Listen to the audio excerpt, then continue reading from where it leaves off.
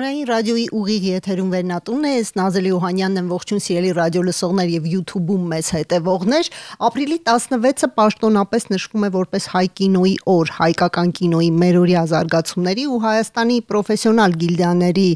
գործառույթների մասին ենք մենք այսօր խոսելու կինոռեժիսորների եւ պրոդյուսերների գիլդիայի նախագահ, կինոռեժիսոր եւ պրոդյուսեր Արտյոմ Բաղդասարյանի հետ։ Շնորհակալություն մեզ հյուրընկալվելու համար։ Շնորհակալություն ձեզ հրավիրելու համար։ Նախ շնորհավորում եմ ձեզ հայ կինոյի օրվա առիթով, չգիտեմ ձեզ համար ինչ է այս օրը, որովհետև վերջերս է այսպես չէ պաշտոնապես հայտարարվել օրը։ Դե ուզում ենք արդեն ցանկություն կա այդ ամեն ինչը որպես տոն ընկալել ու այսօրվա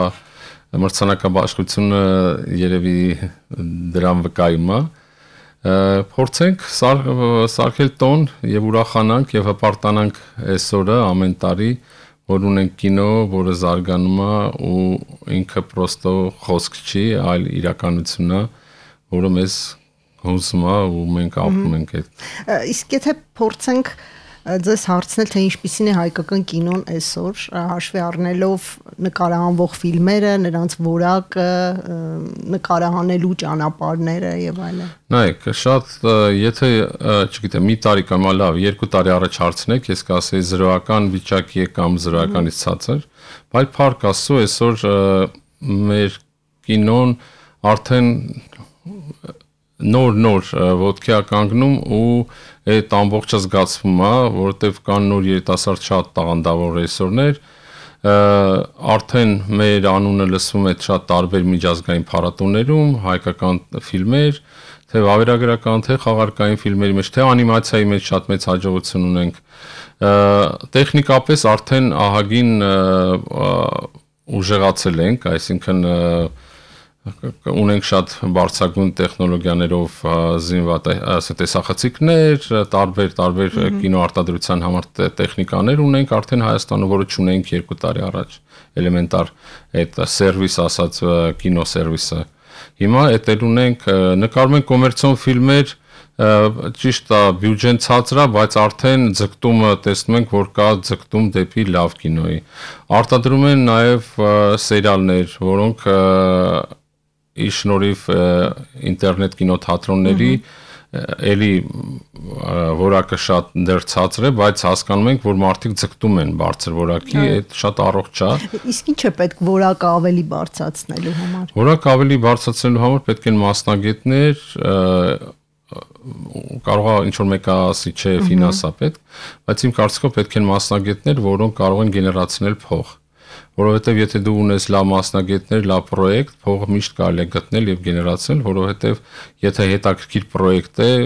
այդ պրոյեկտը անպայման կգտնի իր ֆինանսավորողը, արվեստը այսօր կինոն այնպիսի պրոդուկտներից մեկն է, որը անընդհատ սպառման կարիք ունի, մարդիկ անընդհատ սպառում են ֆիլմերը, դրա համար մեզ պետք են լավ մասնագետներ այսինքն ամեն թմի մեջ, թե օպերատորական, թե ռեժիսորական շատ կարևոր են դերասանական եւ այլն եւ այլն։ Եվս մեկ հարց էլի կինոյին, այսինքն շատ ընդհանուր կինոյին վերաբերող, հայկական կինոյի մասին ենք խոսում, մենք եթերից առաջ, թե հայկական կինոն խորհրդային է արդյոք դա հենց խորհրդային կինոն է, թե այն հետ խորհրդային ժամանակներում նկարահանված, այսինքն անկախության ժամանակ նկարահանված ֆիլմերն են, թե Հայաստանում արված արտադրությունն է, թե ընդհանրապես հայկական թեմաների մասին խոսող կինոն է։ Դե մենք նայեք, իմ կարծիքով հայկական կինոն ընդհանրապես արվեստը չպետք է տեղայնացվի, տեղայնացվի։ Հայկական ֆիլմերը ընդհանրապես արվեստը չպետք է տեղայնացվի։ Այն արվեստագետը, որը իրեն համարում է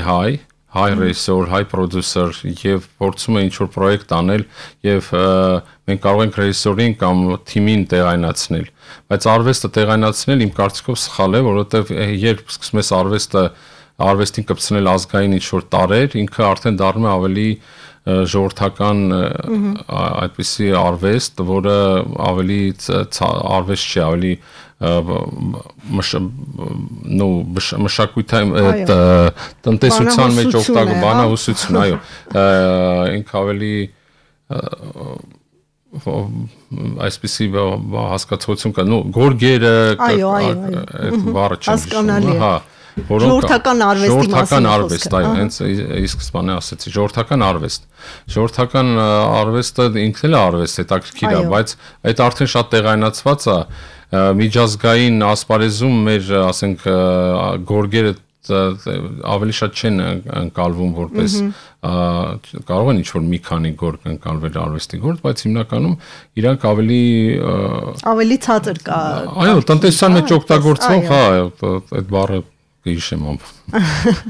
Շատ լավ, Հայաստանի պրոֆեսիոնալ գիլդիաների նպատակի մասին եկեք խոսենք, շատ չի հնչում այս գիլդիաների մասին խոսակցություններ, ընդհանրապես ոչ եթերում, ոչ որևէ տեղ առիթ է ստեղծվել, եկեք հասկանանք, թե ինչ նպատակ է հետապնդում։ Նայեք, մինչև այս վերջերս, այդպես ասեմ, գիլդիաները իրանք կային մի քիչ ակտիվ չէին գործունեության մեջ, ու հայկական կինո ներկայացնում են անհատներ, տարբեր տեսակի ռեժիսորներ, պրոդյուսերներ, տարբեր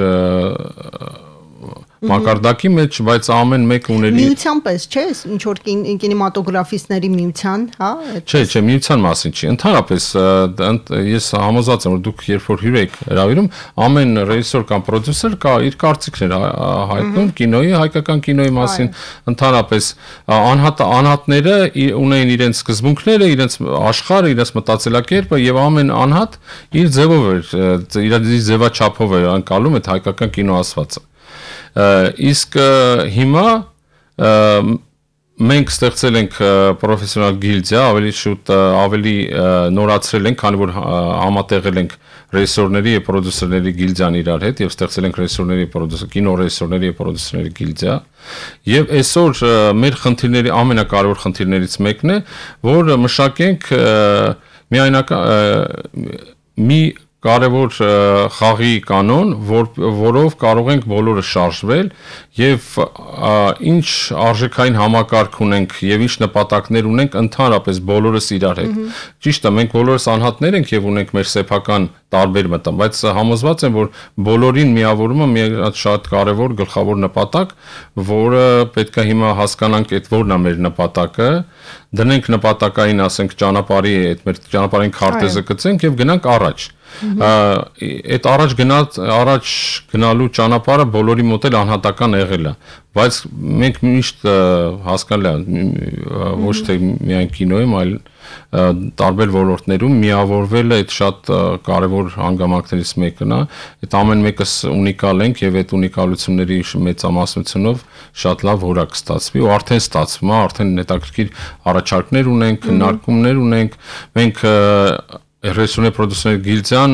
գոյություն ունի արդեն 3 ամիս, ինքը շատ նորացին է, բայց մենք արդեն ստեղծել ենք մեր կայքը, արդեն ունենք պաշտոնական գրանցված հասարակական կազմակերպություն, արդեն նպատակ ունենք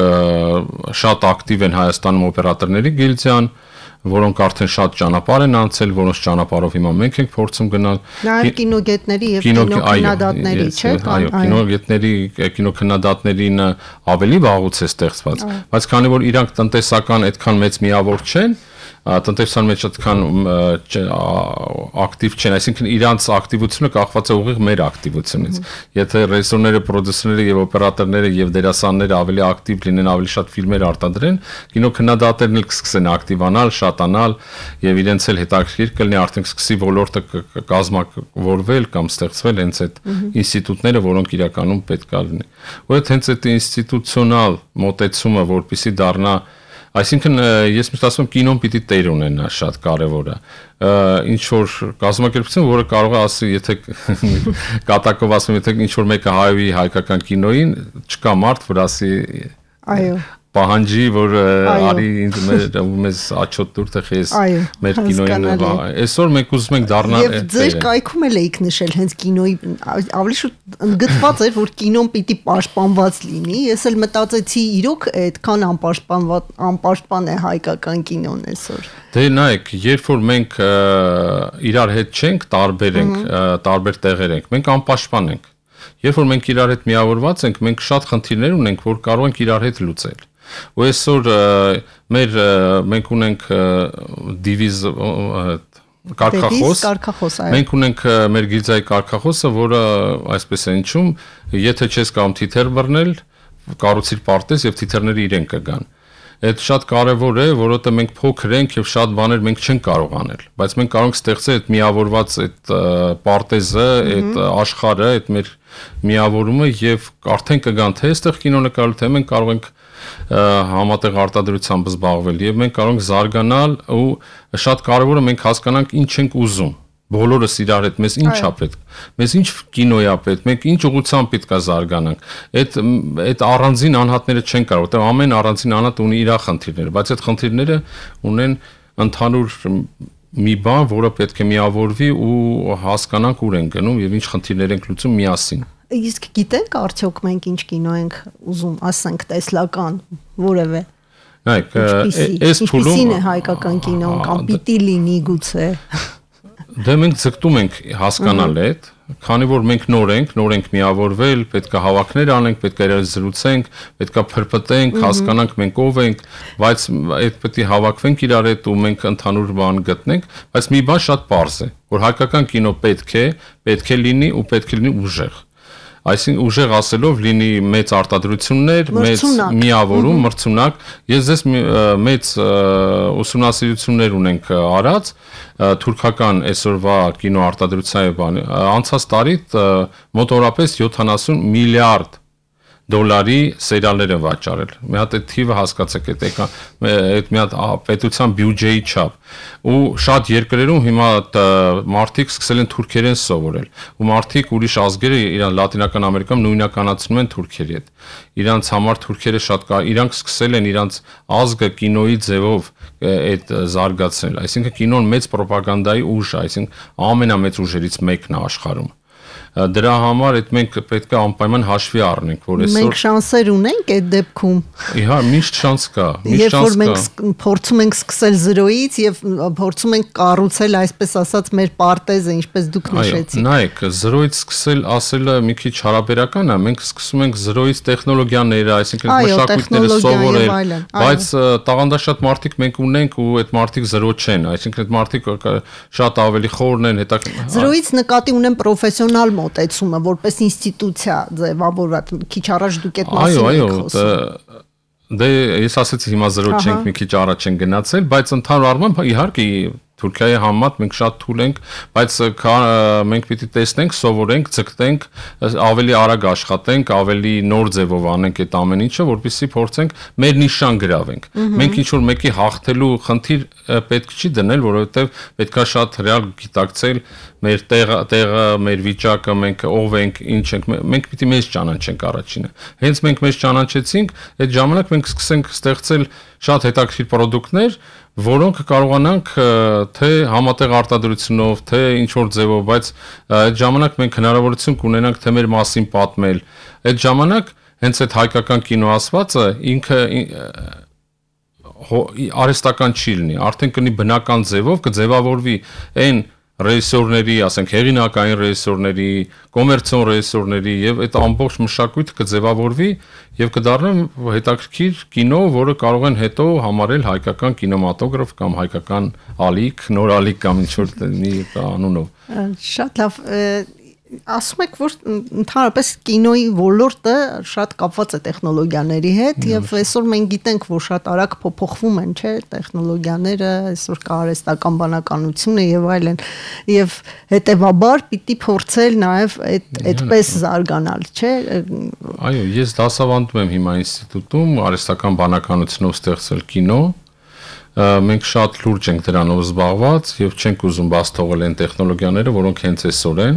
որտեվ եթե ինչ որտեղ մենք չենք հասցրել ու մենք պիտի ձգտենք հասցնել այդտեղ տեխնոլոգիական առումով կամ ինչ որ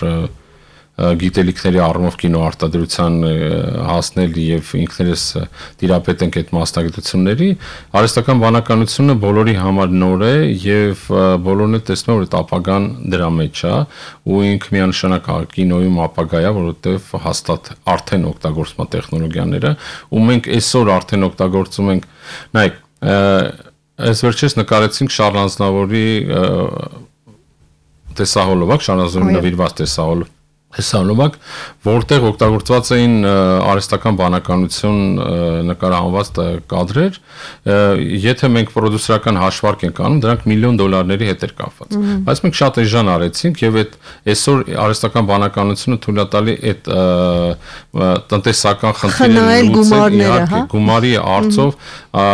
շատ ավելի մեծ քանակություն երիտասարդ ռեժիսորներ կկարողանան ռեալիզացնել իրենց այդ նպատակները, հասցնել գագաթնակետին հենց արհեստական բանականության հետ կապված, որովհետև մեկը գործիք է, թե տեսախցիկը, թե վիրտուալ տեսախցիկը, դրանք երկուսն էլ տեսախցիկ են, որոնք ինչ որ տեխնոլոգիաների միջոցով նկարը վերցնում են ու ստեղծում են պատկեր։ Իսկ գեղարվեստական իմաստով ոչ կորուստ չի լինում։ Դե նայ, գեղարվեստական իմաստով չի կարող կորուստ լինել, որովհետև այդ մարդն է ստեղծում, այդ գործիքը։ Հիմա եթե մենք փորձենք ջութակարի օրինակ բերենք, նվագումը, չգիտեմ, ինչ որ շատ մի հեղինակի ստեղծած ջութակով կամ հետո ջութակը փոխվում ուրիշ ջութակով, մեկը ջութակը ինքը գործիք է։ Եթե հեղինակը կատարյալ վիրտուոզ չի կամ լավ երաժիշտ չի, ինքը շատ վատ է նվագելու։ Կինոն ինքը կինո լեզու այդպես հասկացողություն կա, որի միջոցով վիզուալ արվեստի միջոցով դու ստեղծում ես քո պատմությունները, վիզուալ պատմությունները։ Վիզուալ պատմություն ստեղծելու համար քեզ գործիքներ են պետք, որպեսզի դու կարողանաս վիզուալ ստեղծել։ Շատ հետաքրքիր պատմություն կա, երբ որ ձայնը կինոյում առաջի անգամ հայտնվեց, Էյզենշտեյնը, Չարլի Չապլին ընդհանրապես ամբողջ աշխարհի այդ ժամանակվա աստղաբույրը նամակ էին գրել, որ ձայնը կփչացնի արվեստը, պետք չի ձայնին թույլ տալ։ Մարդիկ վախենում են լուրջ կինեմատոգրաֆիստները ձայնից, որովհետև այդ իրենց համար նոր աշխարհ էր։ Ու պետք չի դրանից վախենալ, այլ պետք է առաջն է կլինել ու փորձել դրանով անել։ Չէ, նույն վիզուալ տեխնոլոգիաներն են, մեր պատմությունը վիզուալ է։ Ու ինքը շատ նման է, մենք հիմա ես մի հատ դասախոսության թեզ եմ գրում, նրա հետ կապված, որ ինքը շատ նման է հենց ի սկզբանե, թե ոնց էր կինոն ծնվում։ Ու ոնց է արհեստական, այսինքն դու հիմա արհեստական բանականության չես կամ կառավար, այսինքն այնտեղ կա հերոս, որին դու ասում ես գնա աջ բարձրացրու ձեռքդ։ Այո։ Նայեք, նույն դերասանի հետ էլ էս այդ, իրենք շատ նման են իրար։ Դու դերասանի հետ ոչես ինքը քեզ կպած, ինքը տիկնիկ չի։ Դու դերասանի խնդիր ես տալի բառով, իսկ այնտեղ տալիս ես այդ պրոմպտը, որը արդեն դառել է բառ, այսինքն ինքը ձայնով էլ է աշխատում։ Դու իր հետ խոսում ես, ասում ես ձեռքդ բարձրացրա, հուզվիր, հասկանալի է հիմա ինքը նոր է ստեղծում այդ ավելի, բայց այդ միանշանակ գալու է ժամանակ, որ այդ ամեն ինչը լինելու ավելի շատ կատարյալ եւ ավելի արդեն այդ քո ստեղծած արվեստը կարա ստեղծես։ Գիտի ուր կտանի արդեն։ Նայեք, մեր համար ինչ կարեւոր է, որ մենք հիմա պրոյեկտներ ունենք, մեր բոլորը, որ գնում ես շրջաններ, քաղաքից դուրս, հանդիպումներ ինչ որ մարդկանց հետ, միշտ ասում են կամ դրսում հայերը Խիմի հատ հայկական պատմական կինո չեք նկարում։ Խիմի հատ մեր թագավորների մասին կինո չկա։ Թագավորների մասին կինո նկարելը այդ միլիոնավոր դոլարների մասին։ Եթե 1 կամ 2 միլիոն դոլարով մենք կարանք ժամանակակից լավ որակով ֆիլմ նկարել, իսկ պատմական ֆիլմերը տասնյակ եւ 100 միլիոն դոլարների մասին է խոսքը։ Իսկ արհեստական բանականությունը գոնե այսօր կարա թույլ տա մենք ստեղծենք այն պատմական փոքր շարքերը, ֆիլմերը, որոնք կկարողանանք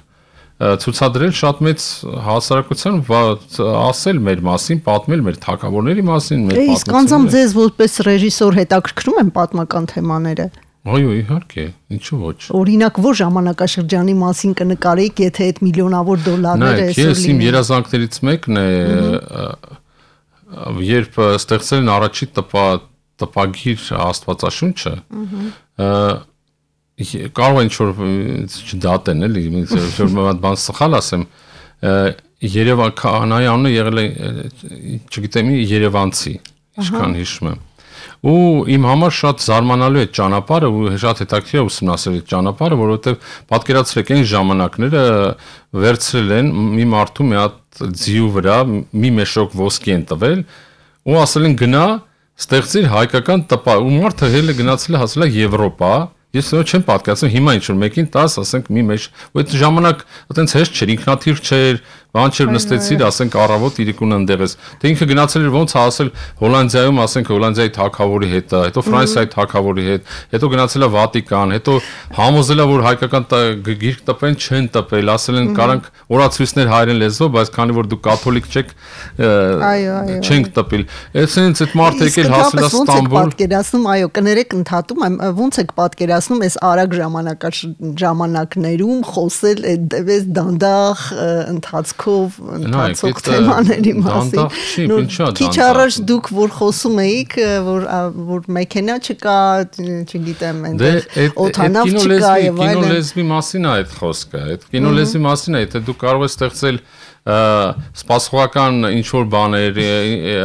այդ արդեն արհեստ ու արվեստն է իրար միացած, երբ որ դու կարաս հանդիսատեսին պահես դրա վրա։ Շատ պատմական ֆիլմեր կան, որ մի շնչով նայում ես, բայց այն ժամանակներն այո, իհարկե, ու ես նկատել եմ, որ նաև ընդհանրապես ֆիլմերի արագությունն էլ է ավելացել, չէ՞, ռիթմը։ Հա, մարդիկ սկսել են Խիչկոկը ունի sense տեխնիկա, կոչվում է suspense Խիչկոկի, երբ որ մարդիկ, ասենք, երբ որ մենք խոսում ենք, հա, իրար հետ հիմա հանդիսատեսը մեզ նայում է, ինքը սովորական անկալում։ Պատկերացրեք, մենք հանդիսատեսին ցույց տանք, որ սեղանի տակ բոմբ կա եւ ժամացույցը ֆռում է, ու հետո մեզ ցույց տան։ Հանդիսատեսը մեր հանգիստ խոսակցությունը կընկալի արդեն շատ լարված, որ ինքը անընդհատ կսպասի այդ պայթունին։ Ու այդ ժամանակ մենք ստեղծում ենք suspense հասարակ խոսակցության մեջ։ Մենք խոսում ենք իրար հետ, բայց մենք չգիտենք դրա մասին, որ բոմբ կա, բայց հանդիսատեսը գիտի։ Ու ինքը շատ է մեր մասին մտածում, որ հանկարծ չտրակեն կամ մի բան չն։ Այդ կինոլեզվի ու կինոտեխնոլոգիայի մասին է ոնց կարող ես։ Լավ, վերադառնանք Հայաստանի պրոֆեսիոնալ գիլդիաներին եւ նրա գործունեությանը։ Գիտեմ, որ դուք կինեմատոգրաֆիստների միության կազմից դուրս եկաք եւ փորձեցիք անկախ գործառույթ ունենալ։ Հետաքրքիր է թե ինչու առանձնացաք եւ ինչով չէր բավարարում այնտեղ այդ կազմի մեջ մնալը ձեզ եւ հիմա ինչ հարաբերություններ ունեք կինեմատոգրաֆիստների միությանը։ Հարցադրումը շատ հետաքրքիր է։ Իրականում տես չի։ Իրականում կինեմատոգրաֆիստների միությունը երբ որ ստեղծեց գիլդիաները, նպատակը հենց ստեղծված էր դրա համար, որպեսզի գիլդիաները առանձնանան, այսինքն ի սկզբանե նպատակը ոչ թե եղել է, որ մենք ինչ որ կոնֆլիկտի միջոցով ենք, այլ մեր ծնունդը եղել է հենց նրա համար, որպեսզի մենք առանձնանանք ու ինքնուրույն կարողանանք գոյություն ունենալ, ինքնուրույն աշխատել, որովհետև կինեմատոգրաֆիստների միությունը ինքը ավելի սոցիալական միավոր է, որը միավորում է ամբողջ կինեմատոգրաֆիստերին, բոլոր տարիքային խմբերի, որոնք կենթանի են եւ անգամ այն մարդկանց հիշատակն են պահպանում, ովքեր արդեն կենթանի չեն, ինքը ավելի մեծ, ավելի իսկ գիլդիաները դրանք պրոֆեսիոնալ միավորում են, որոնք կազմված են ակտիվ գործող անդամներից։ Եվ զարգացմանն են նպաստում կոնկրետ կինոյի, մեր բոլոր անդամները այսօր գործող, այսօր աշխատող, նկարահանող մասնագետներն են, որ հենց այսօր դաշտում աշխատում են։ Որովհետեւ պայմաններից ամենակարևորն է, որ իրանք աշխատողն են։ Այն մարդիկ, որոնք ել չեն աշխատում, թոշակի են կամ ինչ-որ ձևով, իրանք մեր հետ մենք կարող ենք ինչ-որ ձև աջակցել որպես։ Իսկ եթե ձեզնից մեկը ուզում է կոնկրետ ֆիլմ նկարահանել, դուք մասնակցում եք բոլորը միասին, ինչ որ, չգիտեմ, ինչով, խորհրդատվությամբ լինի կամ ինչ որ ուրիշ։ Դե նայեք, քանի որ մենք ասացի, որ մի քանի ամիս է ինչ որ գոյություն ունենք, բայց մեր նպատակների մեջ միանշանակ այդ կա։ Մեր նպատակներն այնա, որ մենք կարողանանք այստեղ գեներացնենք ինչ-որ գումարներ, գեներացնենք էքսպերտային խորհուրդներ, որոնք կարողանան խորհրդատվական կամ ինչ-որ այլ ձևերով օգնել այն ֆիլմերը, որոնք ուզում են թե զարգացման փուլում են, թե դեռ ասենք սցենարային փուլում են, փորձենք օգնենք, փորձենք ինչ-որ վարպետաց դասեր անել, ուղարկել ինչ-որ երկրներ մարդկանց ինչ-որ կուրսերի սովորելու կամ ինչ-որ փառատոների, այդ շատ կարևոր ու ամենակարևոր բաներից մեկն էլ է, որ հիմա մենք իսկ գումար գտնելու հետ կապված, sense շատ կոնկրետ եւ նյութական հարց են տալիս։ Ես այն սկզբից ասեցի, կարող ենք մի քանի անգամ էլ տարբեր ձևի, եթե մենք ունենք որակյալ պրոյեկտ, գումարը երբեք խնդիր չի։ Ես ինստիտուտում իմ ուսանողների օրինակով ապացուցեցի, որ մենք կարող ենք գտնել գումար եւ նկարել շատ որակյալ ֆիլմ։ Այդ շատ կարեւոր է։ Երբ որ դու չես կարող գտնել ֆիլմ, դու պիտի քեզ փող, դու պիտի քեզ հարց տաս։ Արդյոք քո պրոյեկտը այն որակի է կամ այն ձևն է, որը պետքա ֆինանսավորում, եթե չի ֆինանսավորում, եթե ասենք ինչ որ միջազգային կոնկուրս կա, որտեղ դու կարող ես մասնակցել եւ այնտեղ գումարային ասենք շահումներ կա եւ 100 երկրից շահում է ինչ որ, չգիտեմ, Մալայզիայից ինչ որ ռեժիսոր, նշանակում է ինքը լավագույնն էր։ Դրա համար մենք պիտի ձգտենք դառնալ լավագույնը, որպեսզի կոպիտ ասած այդ գումարային կամ այդ ֆինանսական միջոցները կարողանանք բերեն։ Գումարը այդ իրականում շատ կարևոր է, բայց կարևորը նաև ինչ պրոդուկտ ես դու տալի, որովհետեւ ամեն պրոդուկտ ինքը արժեք ունի։ Եթե դու տալիս ես 10 ռուբլու, 10 դրամի պրոդուկտ, ինքը 10 դրամ արժե։ Եթե տալիս ես 100 դրամի, 100 դրամ։ Աշխատը այդ ուսանողների մոտ է շատ երևում, երբ որ բերում են ինչ-որ աշխատանք, ու ես ասում եմ, «Էս սրա վրա դու մի ժամ ես աշխատել»։ Просто երևում է այդ մարդը մի ժամ, ասում է, «Հա, մի ժամ եմ նստել, արել եմ»։ Բայց կա որ տեսնում ես, որ ուսանողը աշխատել է, արել է, ու զգացում է, չես կարող պահես։ Այսինքն որակը աշխատանքի ու չաշխատանքի ու նույնն էլ հիմա մեր մոտ է, մենք պետք է հասկանանք, որ ոչ մեկ մեր սիրուն աչքերի համար մեզ ոչ մի գումար չի տալու։ Տալու է քրտնաջան աշխատանքի, քո վրա աշխատելու, կրթվելու, ինքնակրթության եւ այլ կոմպոնենտների հետ համատեղ ստեղծել պրոդուկտ, որը կֆինանսավորվի։ Շատ լավ, այսօր տեղի ունենալու Հայաստանի ֆիլմ արտադրության գիլդաների մրցանակաբաշխությունը, հայտերն ու մասնակիցները հետաքրքիր է շատ են թե քիչ են, որովհետև ես նկատեցի, որ այսպես խոսակցություն կա, որ շատերը կինոգործիչներից տեղյակել չեն եղել մրցանակաբաշխության մասին։ Նայեք, բոլոր մեր գիծե անդամները տեղյակ են եղել։ Այն կինեմատոգրաֆիստները, որ չեն ուզեցել մարդիկ կան, որ չեն ուզեցել ընդհանրապես գիլդիայի անդամ դառնալ, եւ կան միշտ էլ կլինեն մարդիկ, որոնք կարող է տեղեկացված չլինեն, որովհետեւ դեռ այդ գործիքակազմ չունենք, որ բոլորին տեղեկացնենք, բայց ես ասեմ, որ 90% կինեմատոգրաֆիստները, որոնք արտադրությամբ են զբաղվում եւ ունեն 2022 թվից հետո արտադրված ֆիլմեր, իրանք բոլորը տեղեկացված են։ Մենք հատուկ քանի ֆիլմ է մասնակցում այսօր մրցանակաբաշխությանը։ Ներկայացված ավելի 20-ից ավել կարող եմ ասել, կոնկրետ թիվը հիմա էս sense չեմ հիշում, 20-ից ավել մրցանակաբաշխության։ Իսկ ինչ եք կարծում, դա շատ է թե քիչ։ Եթե տարվա բանով, եթե նայենք այսպես։ Նայեք, շատ անցած տարի այտենց թվեր չասեմ կոնկրետ, մոտավորապես 10 հատ ֆիլմ է դուրս եկել։ Իսկ այս տարի ամբողջ տարվա կինոթատրոնային այդ ռիլիզները ծածկված են արդեն։ Շատ մեծ թափով կինոարտադրություն են անում Հայաստանում։ Հենց հիմա 5 ֆիլմ է միաժամանակ արտադրվում Հայաստան ու լիամետրաժ ֆիլմեր։ Հիմա շատ է զարգանում ու վերջին 3 տարվա մեջ շատ մեծ զարգացում եղավ այդ ֆիլմ արտադրության ու այդ շատ առողջ է ու շատ լավ է։ Իմ կարծիքով շատ լավ է, որ կա 20 հատ ֆիլմ, այդ քիչ չի էլի։ Դահագինը։ Մենք փառատոնը, ես ասացի, ես կարճամետրաժ Երևանի կարճամետրաժ ֆիլմերի փառատոնի համահիմնադիրն եմ ու մենք 8-րդ տարին այս տարի անում ենք։ Առաջի տարին 3 հատ շատ վատ ընդհանրապես կինոյին էլ նման չէր, բայց հայկականներ վերցրեցինք այդ 8 տարի առաջ։ Իսկ այս տարի մենք համարյա 30 հատ կարճամետրաժ ֆիլմ ենք ունեցել, 30 հատ, այդ շատ մեծ թիվ է հայկական արտադրության համար, որից արդեն լուրջ կոնկուրս էր եղել, որից ասենք ընտրել ենք այնտեղ 10 քանի հատ, ինչքան հիշում եմ, որոնք շատ բարձր մակարդակի ֆիլմեր են, արդեն շատ լուրջ հայտ են միջազգային փառատոների մասնակցության։ Իմ կարծիքով հիմա հենց այն ժամանակն է, երբ որ արդեն սկսենք զարգացնել ու ինձ թվում է մոտ տարիներում մենք արդեն շատ լավ արդյունքներ կունենանք թե միջազգային փառատոների հետ կապված, թե հայկական ընդհանրապես կոմերցիոն ֆիլմերի հաջողության հետ կապված։ Շատ լավ, թերևս այսքանը շնորհակալություն հետաքրքիր զրույցի համար։ Հուսով եմ մեր կինոն իսկապես կզարգանա եւ այս օրը, որ այսպես շատ ամրագրված է, մենք այսպես կտոն կդարձնենք ինչ որ իմաստով եւ միանշանակ այդ շատ կարեւոր է։ Կինոն այդ կարևոր արվեստներից մեկն է, ինչպես Լենինն էր ասում։ Շնորհակալություն։ Ես ռադիո լսողին հիշեցնեմ, որ զրուցակիցս Հայաստանի կինոռեժիսորների եւ կինոպրոդյուսերների գիլդայի նախագահ Արտյոմ Բաղդասարյանն էր։ Զրույցը վարեց Նազելի Օհանյանը։